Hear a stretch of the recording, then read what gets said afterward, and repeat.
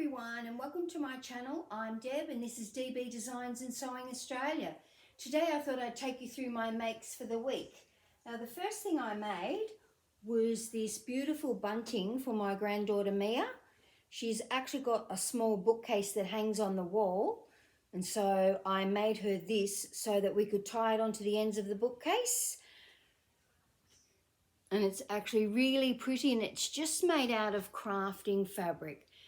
The letters are stuck on using a product called Heat and Bond that I bought from Spotlight, and you iron the Heat and Bond on the wrong side of what I would call this pink fabric. So the fabric you're going to cut the letters out. You trace around in mirror image the letters, and then you peel the back off them and you can iron them on. So it's basically a product that has got adhesive glue on both sides of it. So it's like you've glued it on. I was going to make the kids, hopefully I'll get time before Christmas, towels with their names on it. But I would have to sew around the edges of that because they would get washed all the time. I actually got this idea from a lady called Catherine from Sew Overton Makery, and she had been making towels with people's names on them. Absolutely beautiful, but she did it so quickly. It took me much longer than it took her, and I didn't even stitch mine. And so I made that for Mia, but first of all, I made this bigger size bunting and then realised that it was going to be way too big for Mia's bookshelf, so I ended up putting my own name on it, and I'll put it up somewhere here in my sewing room. And I was just using some of these yards and yards or meters and meters of bias binding that I've made. I've had to find a new spot for my bias binding because I've got so much of it that I've made. So this is a different way of doing the bunting as opposed to how I usually do it. I've actually crossed over the letters, and I did that especially on Mia's. Well, hers is little because I thought the eye is just going to look a bit odd out there in the middle of nowhere, that the letters are going to be too far apart. So you can actually cross over the bunting any way you want. I thought that looked really quite effective, and using the Heat and Bond, which is a great product, I could actually think of many more things to do with that. And I hadn't used it for a while. I used to make First Communion stoles and all that type of thing when my kids were at primary school, using that because you could iron on the crosses and chalice and all that type of thing, and then cut it out and peel it and then iron it onto the stole. So that's what I've been making this week. The next thing I made was the Sew House 7 Wildwood Dress. This was not a fast make. Most of the things I make are quite fast, but this was really quite a long make, and I actually had to follow the instructions most of the time. And here it is. It actually looks very effective, and I love the belt. The belt's beautiful. And it's got really lovely pockets. I did find that the linen I used was quite heavy. I would make it again, but in a lighter weight fabric. Probably not in a rayon, but maybe a rayon linen blend would be a slightly lighter and easier to manipulate. Now, I have made this type of neckline before when I made the Lichen Duster by Sew Liberated. I've actually got that one here to show you. And so you'll see what type of neckline it is, that it really goes into the corner. And I have this, I think this one was easier to sew than the Wildwood, but the Wildwood is French seamed. Even that neckline was French seamed, and I wondered how it was going to work when I was making it, but it did work, and it looks very effective on the inside because it's so neat, and there is no facing because of the way the sleeve is constructed as part of the back. I mean, this is just a grown on sleeve, and I think you are supposed to roll it up if you wanted to. hence the French seam, so that it all looks very, very neat. But it's seriously not hot enough in Melbourne here yet to wear anything with short sleeves. But because of the bulk of the fabric, and I knew that when I was cutting it out, that it's been washed and dried and pressed, but I still felt that it was going to be quite a thick dress. Inside of the pockets, I've actually used a Bem silk lining. So I would have used some of the purple lining, but I thought it might show through the pink. And so I just chose some pink lining that I had in my stash. And it's only the inside pocket bag that if you put your hand in the pocket, that the back of your hand would be against, because the other part of the pocket bag becomes part of this side here. So if you wanted to make it without pockets, before you cut it out, you would need to attach this pocket bag to this front section and cut it out that way. So the two fronts are cut out separately because they're not the same width, of course, and the top, because of the grown on sleeve, is really quite wide, so I had to cut those out separately. So if you were using a fabric that had naps, so say it had a pattern that was in one direction, you really would use quite a lot of fabric.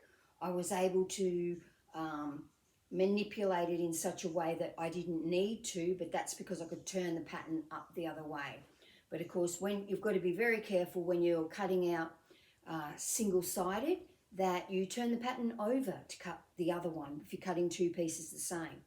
So it was a long sew, but well worth it. I would make it again. Not going to be very suitable to wear to any work events because it's not low cut, but if you were sitting down and it came up a bit, you might be able to see down your top. So it could be a bit boobylicious. And so I would not be wearing it to any work events, but anything else it would be fine for.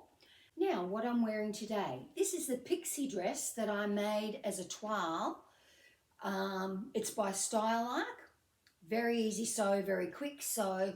And I really wanted to see if it was going to be wide enough, how it would look, how it would sit on my hips, or sort of don't have that much of a waist. So that's why the Wildwood dress is quite good, because you can really cinch it in with that belt and give yourself a bit more of a waist. But I do like an easy flowing shift dress, but I did not have enough of this rayon to make the flounce. The Pixie Dress has a flounce on the sleeve and on the hem. It uses quite a bit of fabric. So I just created a knife pleat with the leftover fabric, and I just made it up as I went along and just made it with the fabric that I had left. Now, speaking of the Pixie Dress, I made the Pixie Dress in the beautiful floral fabric that I got from Kristen's bespoke box, Kristen from the Dahlia Society, and I have got this amount left over.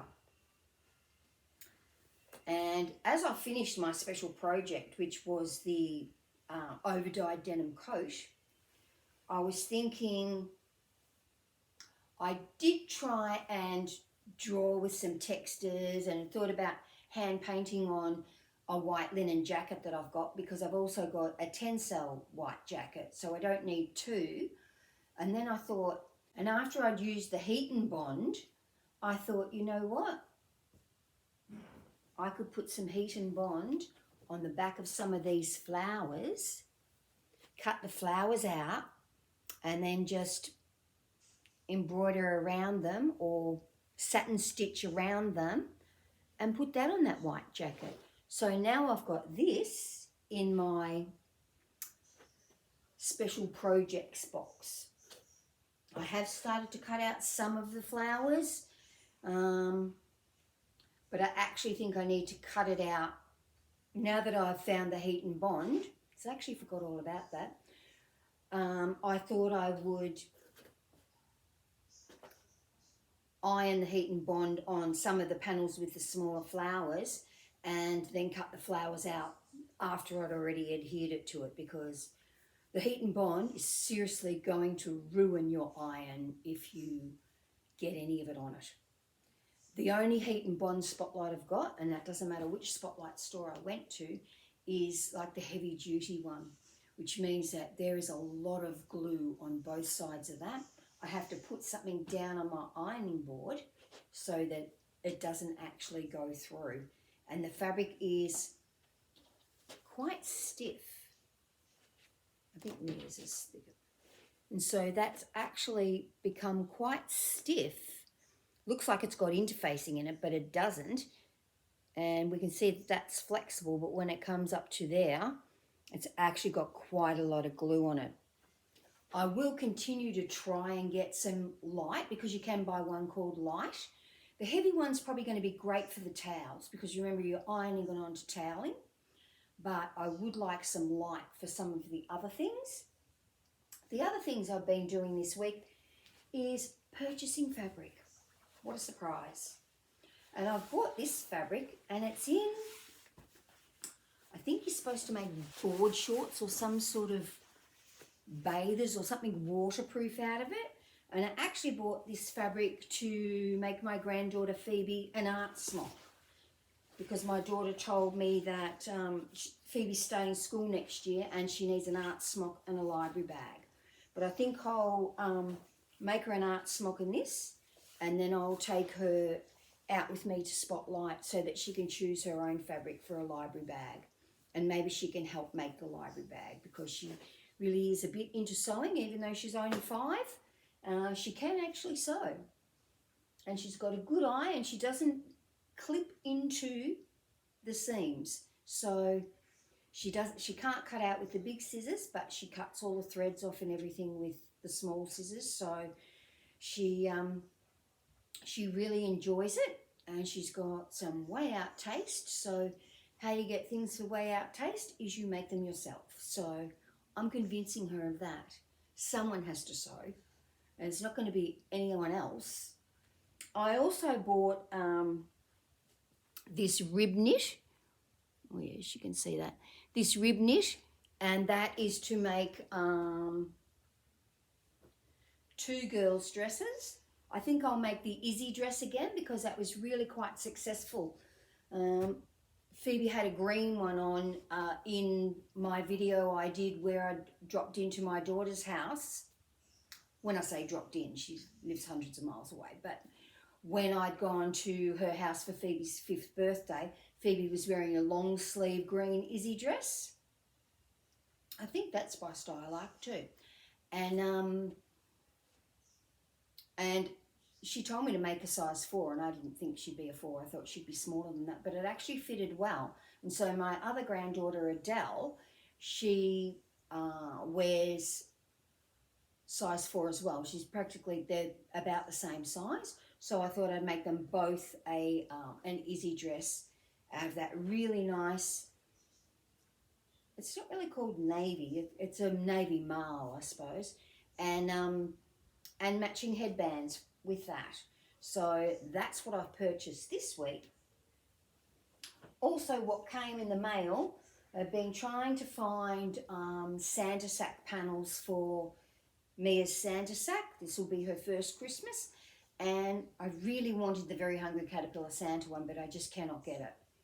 So I got this one, and so I will be able to do something with that, even if I cut out the patches and use them. It has got the caterpillar on it. So I could use that for one side of the Santa sack, because I do quilt the Santa sack. So, and this is the other one. So that's got a few nice panels in it too. I don't usually do snowman stuff because we live in Australia and it's not snowing at Christmas. Although the way the weather's going, it'll probably be raining at Christmas. But I thought that I could get a couple of panels out of that. That's got a nice Santa on it, a nice Christmas tree on it, and the reindeer. So I thought that was pretty. I've also got some other Very Hungry Caterpillar fabric that I can put as a surround for the Hungry Caterpillar on the other side, and that is, God, it looks very busy, doesn't it? That is this spotty, very hungry caterpillar, and there are caterpillars in there somewhere. Can't really see any, but I don't have my glasses on. And I have this other very hungry caterpillar fabric, and this is left over from when I made one of the other Santa sacks. You can see the caterpillars on that. So I'll have plenty to do the surrounds and to do the top part. So I quilt the whole Santa sack,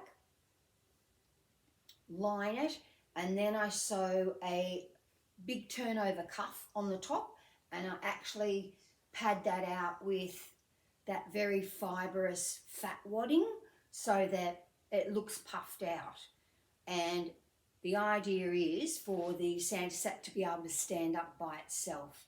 And they are quite big Santa sacks that I make because little tiny kids get presents in boxes, and their presents are quite big to start with when they're little. And I've got this is part of the Very Hungry Caterpillar family fabric. And what I was going to do with Mia's is I was going to make her some bunting out of some of that fabric, and I was going to put her name on it and string it up and attach it just where the cuff meets the top. So that's my plans. But as next Saturday, so not tomorrow because today's Friday, so next Saturday, which is the 3rd, I think, my grandchildren are coming to make gingerbread houses, so I had better get on with making all of those aprons. I have found a different way of making up the aprons. When I was at Spotlight the other day, one of the ladies had an apron on, and it was just a normal shaped apron like this. So her straps were attached at the top, and at the side back of the apron, she had this little piece of webbing that went about here, and she threaded the strap through that. So the strap crossed over from one shoulder to the opposite hip, through the loop, and then tied at the back. And I thought, oh, I might give that a go and see how that works out for the aprons. The aprons are quite a fast make, so I'm not worried about getting them made. And especially if I use that webbing system, because I won't have to leave any edges open to put the webbing through. So it might, for a fully lined one, which these ones are going to be fully lined, just with calico. So I'm going to have calico on one side, the Christmas fabric on the other side, a pocket, and I don't sew the pocket on until the lining's in because the fabric's quite thin, so they might rip the pocket off, so or tear the fabric if the pocket gets caught on something. So better to sew it through both layers. But when I finish those aprons, I'll show you how they worked out, because I've got one for myself. So I think I'll make the 5 aprons using that new style. I've got plenty of webbing.